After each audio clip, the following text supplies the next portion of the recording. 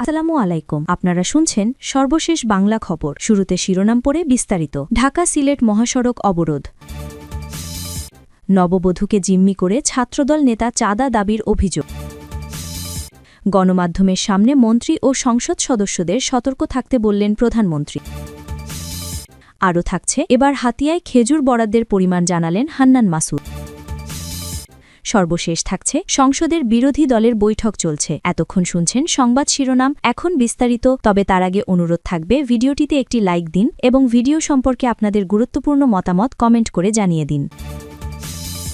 ঢাকা সিলেট মহাসড়ক অবরোধ। নারায়ণগঞ্জের রূপগঞ্জে ঢাকা সিলেট মহাসড়ক অবরোধ করে বিক্ষোভ করেছেন ভূঁইয়া ফেব্রিক্স পোশাক কারখানার শ্রমিকরা। বুধবার ১১ মার্চ দুপুরে উপজেলার তারা পৌরসভার খাদুন এলাকায় ঢাকা সিলেট মহাসড়কে এ অবরোধ কর্মসূচি পালন করেন তারা। শ্রমিকদের অভিযোগ, ফেব্রুয়ারি মাসের বকেয়া বেতন, ঈদ বোনাস ও ছুটির টাকা এখনও পরিশোধ করা হয়নি। এর আগেও পরিশোধ করে দেওয়ার কথা থাকলেও কোনো পদক্ষেপ নেয়নি কর্তৃপক্ষ। এসব কারণে তারা আন্দোলন করছেন। তারা জানান, কারখানায় ৪০০ শ্রমিক কাজ করে। সকালে কারখানায় এসে জানতে পারেন, বকেয়া বেতন ও ঈদ বোনাস ১৮ মার্চ পরিশোধ করা হবে বলে জানিয়েছে মালিকপক্ষ। এতে ক্ষোভে তারা প্রায় ১ ঘণ্টা মহাসড়ক অবরোধ করেন। এদিকে এই ঘটনায় ঢাকা সিলেট মহাসড়কে দীর্ঘ ৮ কিলোমিটার যানজটের সৃষ্টি হয়। এ সময় ভোগান্তিতে পড়েন সাধারণ মানুষ। পরে মালিকপক্ষ আগামীকাল ১২ মার্চ বেতন ও বোনাস দেওয়ার আশ্বাস দিলে প্রশাসনের হস্তক্ষেপে শ্রমিকরা পুনরায় কাজে যোগ দেয়। এতে স্বাভাবিক হতে শুরু করে ঢাকা সিলেট মহাসড়কের যান চলাচল। রূপগঞ্জ থানার উপপরিদর্শক এসআই হুমায়ুন আহমেদ বলেন, মালিকপক্ষ আগামীকাল শ্রমিকদের বেতন প্রদানের আশ্বাস দিলে শ্রমিকরা অবরোধ উঠিয়ে কাজে যোগ দেয়। মহাসড়ক নারায়ণগঞ্জ রূপগঞ্জ ঢাকা সিলেট মহাসড়ক। নববধূকে জিম্মি করে ছাত্রদল নেতার চাঁদা দাবির অভিযোগ। জয়পুরহাটে নববধূকে জিম্মি করে প্রবাসীর কাছ থেকে চাঁদা দাবি ও বাড়ি থেকে তুলে নিয়ে মারধর করার অভিযোগ উঠেছে এক ছাত্রদল নেতার বিরুদ্ধে। এ ঘটনায় অভিযুক্ত ছাত্রদল নেতা আবির ইফতেখারকে কারণ দর্শানোর চিঠি দেওয়া হয়েছে। মঙ্গলবার ১০ মার্চ খেতলাল উপজেলা ছাত্রদলের যুগ্ম আহ্বায়ক ফেরদৌস রহমান মিলনের স্বাক্ষরিত নোটিশে এসব তথ্য জানানো হয়েছে। নোটিশে বলা হয়েছে, জেলার মামুদপুর ইউনিয়নের ছাত্রদলের সভাপতির দায়িত্বে থাকা অবস্থায় আবির ইফতেখারের নামে বিভিন্ন পত্রপত্রিকা, সোশ্যাল মিডিয়ায় আর্থিক লেনদেন ও মারধরের অভিযোগ উঠেছে। তাতে বিভিন্ন জায়গায় বিষয়টি আলোচনা ও সমালোচনার সৃষ্টি হয়েছে। এমন অভিযোগের ভিত্তিতে আপনাকে কারণ দর্শানো হল। নোটিশে আরও বলা হয়েছে, আগামী ৩ কর্মদিবসের মধ্যে উপজেলা ছাত্রদলের সভাপতি কে এম হাসান ও সদস্য সচিব রাশেদুল ইসলামের কাছে লিখিতভাবে এবং সশরীরে উপস্থিত হয়ে অভিযোগের বিষয় তাকে ব্যাখ্যা দিতে বলা হয়েছে। নির্ধারিত সময়ের মধ্যে জবাব দিতে ব্যর্থ হলে তার বিরুদ্ধে সাংগঠনিক ব্যবস্থা গ্রহণ করা হবে বলেও উল্লেখ করা হয়। এ বিষয়ে খেতলাল উপজেলা ছাত্রদলের সদস্য সচিব রাশেদুল ইসলাম বলেন, লিটন মোল্লা নামের এক যুবকের একটি ভিডিও সামাজিক যোগাযোগ মাধ্যমে ভাইরাল হয়েছে। তার দাবির পরিপ্রেক্ষিতেই বিষয়টি সংগঠনের নজরে আসে এবং অভিযোগের বিষয়ে ব্যাখ্যা চেয়ে আবির ইফতেখারের কাছে কারণ দর্শানোর নোটিশ দেওয়া হয়েছে। অভিযুক্ত আবির ইফতেখার কালবেলাকে বলেন, আমি কারোর কাছে চাঁদা দাবি করিনি বা গৃহবধূকে জিম্মি করিনি। আমার বিরুদ্ধে ষড়যন্ত্র করে আমাকে ফাঁসানোর চেষ্টা করা হচ্ছে। অসহায় মেয়েটি আমার কাছে সাহায্য চেয়েছিলেন, তাই তার পাশে থেকে বিয়ের ব্যবস্থা করেছি। জয়পুরহাট খেতলাল ছাত্রদল চাঁদা।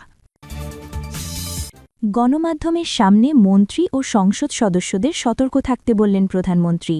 গণমাধ্যমের সঙ্গে কথা বলার ক্ষেত্রেও মন্ত্রী ও সংসদ সদস্যদের সতর্ক থাকতে বলেছেন তিনি। আজ বুধবার ১১ মার্চ বেলা ১১:১৫টায় সংসদ নেতা ও প্রধানমন্ত্রী তারেক রহমানের সভাপতিত্বে সভা শুরু হয়। জাতীয় সংসদ ভবনে বিএনপির সংসদীয় দলের প্রথম সভায় তিনি এ পরামর্শ দেন। সভায় সংসদের চিফ হুইপ নুরুল ইসলাম মনি স্বাগত বক্তব্য দেন। এরপর বক্তব্য দেন বিএনপির মহাসচিব ও স্থানীয় সরকারমন্ত্রী মির্জা ফখরুল ইসলাম আলমগীর এবং স্বরাষ্ট্রমন্ত্রী সালাহুদ্দিন আহমদ। সভারের মঞ্চে প্রধানমন্ত্রীর একপাশে মির্জা ফখরুল ইসলাম আলমগীর ও সালাহুদ্দিন আহমদ এবং অন্য পাশে চিফ হুইপ নুরুল ইসলাম মনি বসেন। সভায় বিএনপির ২০৯ জন সংসদ সদস্য অংশ নেন। সভাপতিত্বের বক্তব্যে প্রধানমন্ত্রী তারেক রহমান বিএনপির নেওয়া জনকল্যাণমুখী বিভিন্ন কর্মসূচি এবং সামনের দিনগুলোতে করণীয় বিষয় মন্ত্রী ও সংসদ সদস্যদের দিকনির্দেশনা দেন। সভায় বিএনপির নির্বাচনী প্রতিশ্রুতি ফ্যামিলি কার্ড কর্মসূচির প্রসঙ্গও তোলেন তিনি। প্রধানমন্ত্রী বলেন, আমাদের ফ্যামিলি কার্ড নিয়ে অনেকে অনেক কথা বলেছে, কিন্তু ভোটের আঙুলের কালির দাগ মোছার আগেই আমরা প্রতিশ্রুতি বাস্তবায়ন শুরু করেছি। এটাই হচ্ছে বিএনপি। এই বিএনপিকেই মানুষ দেখতে চায়। প্রধানমন্ত্রী জানান, দ্রুত ফ্যামিলি কার্ড কর্মসূচি বাস্তবায়নের পাশাপাশি সারা দেশে খাল খনন কর্মসূচি শুরু করা হবে। ডেঙ্গুর মৌসুমকে সামনে রেখে পরিষ্কার পরিচ্ছন্নতার বিষয়ে প্রয়োজনীয় পদক্ষেপ নিতে সবাইকে সতর্ক করেন তিনি। জুলাই জাতীয় সনদের প্রসঙ্গ উল্লেখ করে প্রধানমন্ত্রী বলেন, সনদের কিছু বিষয়ে বিভিন্ন পক্ষের নোট অফ ডিসেন্ট রয়েছে। সরকার যেসব বিষয় বাস্তবায়নযোগ্য সেগুলো বাস্তবায়নের উদ্যোগ নেবে। সংসদীয় দলের সভায় জাতীয় সংসদের নতুন স্পিকার ও ডেপুটি স্পিকার নির্বাচনের দায়িত্ব সংসদ নেতা তারেক রহমানের ওপর ন্যস্ত করা হয়। আগামীকাল বৃহস্পতিবার ত্রয়োদশ সংসদ অধিবেশনের শুরুতে স্পিকার ও ডেপুটি স্পিকার নির্বাচন হওয়ার কথা রয়েছে। এবার হাতিয়ায় খেজুর বরাদ্দের পরিমাণ জানালেন হান্নান মাসুদ। নোয়াখালীর হাতিয়া উপজেলার জন্য সৌদি আরব থেকে মোট ২০০ কেজি খেজুর এসেছে বলে জানিয়েছেন নোয়াখালী ৬ হাতিয়া আসনের সংসদ সদস্য আব্দুল হান্নান মাসুদ। খেজুর বরাদ্দ ও বিতরণ নিয়ে সচেতন মহলের বিভিন্ন প্রশ্নের প্রেক্ষিতে বুধবার ১১ মার্চ নিজের ফেসবুক পেজে এক পোস্টের মাধ্যমে এ তথ্য জানান তিনি। মাসুদ বলেন, বরাদ্দকৃত খেজুরগুলো প্রশাসনের মাধ্যমে হাতিয়ার এতিমখানা, হেফজো ও কওমি মাদ্রাসাগুলোতে বৈষম্যহীনভাবে বণ্টন করা হবে। তিনি বলেন, হাতিয়ার জন্য সর্বমোট ২৫ কার্টুন খেজুর বরাদ্দ হয়েছে। প্রতি কার্টুনে ৮ কেজি করে খেজুর রয়েছে। সেই হিসেবে মোট ২৫ গুণ ৮ অর্থাৎ ২০০ কেজি খেজুর হাতিয়ার জন্য বরাদ্দ করা হয়েছে।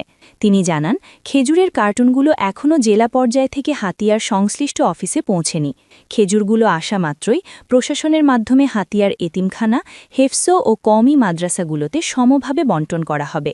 মাসুদ আরও বলেন, তিনি জবাবদিহিতায় বিশ্বাসী। নিজেদের নাগরিক অধিকারের বিষয়ে সচেতন হয়ে প্রশ্ন তোলায় হাতিয়ার সচেতন মহলকে তিনি আন্তরিক ধন্যবাদ ও শুভেচ্ছা জানিয়েছেন। একই সঙ্গে জনগণের এই সচেতনতা ও আওয়াজ অব্যাহত রাখার আহ্বানও জানান তিনি। সংসদের বিরোধী দলের বৈঠক চলছে। ত্রয়োদশ জাতীয় সংসদের প্রথম অধিবেশনের আগে বিরোধী দলের বৈঠক চলছে। আজ বুধবার ১১ মার্চ বেলা ১১:৩০টার দিকে এই বৈঠক শুরু হয়। বাংলাদেশ জামায়াতে ইসলামীর কেন্দ্রীয় প্রচার বিভাগের সিনিয়র প্রচার সহকারী মুজিবুল আলম গণমাধ্যমে বিষয়টি জানিয়েছেন। মুজিবুল আলম বলেন, বাংলাদেশ জামায়াতে ইসলামীর আমির ও জাতীয় সংসদের বিরোধী দলীয় নেতা ডাক্তার শফিকুর রহমানের সভাপতিত্বে জাতীয় সংসদ ভবনের বিরোধী দলীয় নেতার কক্ষে জামায়াতে ইসলামীর সংসদ সদস্যদের নিয়ে বৈঠক চলছে। প্রসঙ্গত, ত্রয়োদশ জাতীয় সংসদের প্রথম অধিবেশন শুরু হচ্ছে আগামীকাল বৃহস্পতিবার ১২ মার্চ।